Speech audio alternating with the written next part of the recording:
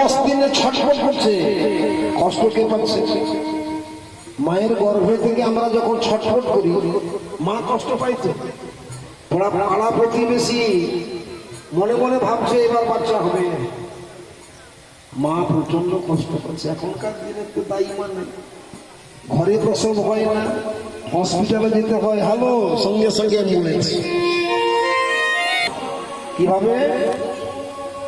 তোমার জন্য তোমার মা মরে যাবে, আর মায়ের মৃত্যুর পাপের ভাগ তোমাকে নিতে হবে।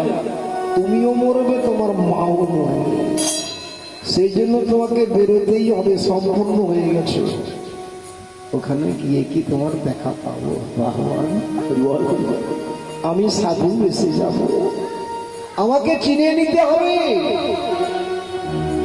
চিনতে গেলে তোমাকে ধর্মপদ অবলম্বন করতে হবে।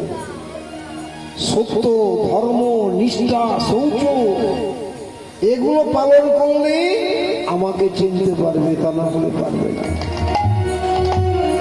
ছেলেটা প্রসব করার সঙ্গে সঙ্গে ওয়া ওয়া করে কাঁদছে। কেন কাঁদছে?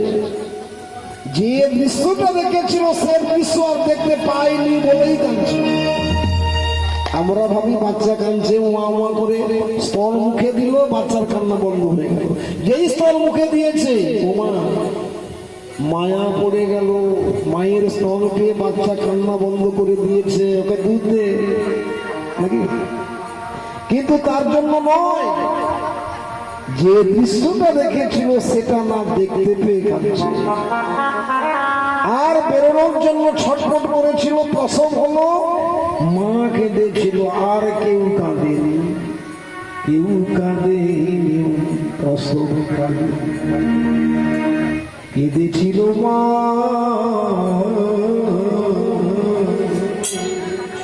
আজকালকার মাকে দুঃখ দিচ্ছে, কষ্ট দিচ্ছে ছেলেরা।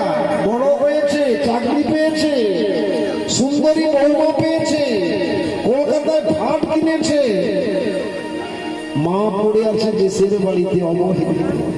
কেউ কাঁদে প্রসব কালে, শুধু কেঁদেছিল মা। আপনাদের করণীয় বেশি, যাদের মা এখনো বেঁচে আছে, মায়ের তোরে ব্যথা দিও না। কেউ কাঁদে প্রসব কালে, কেঁদেছিল মা।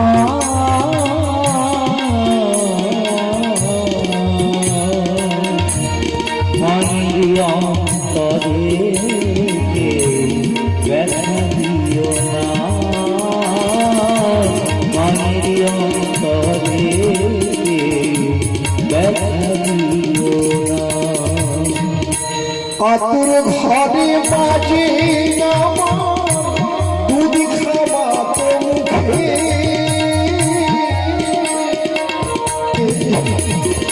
আতুর ঘরে বাজে আমার দুধ খাওয়া তো মুখে।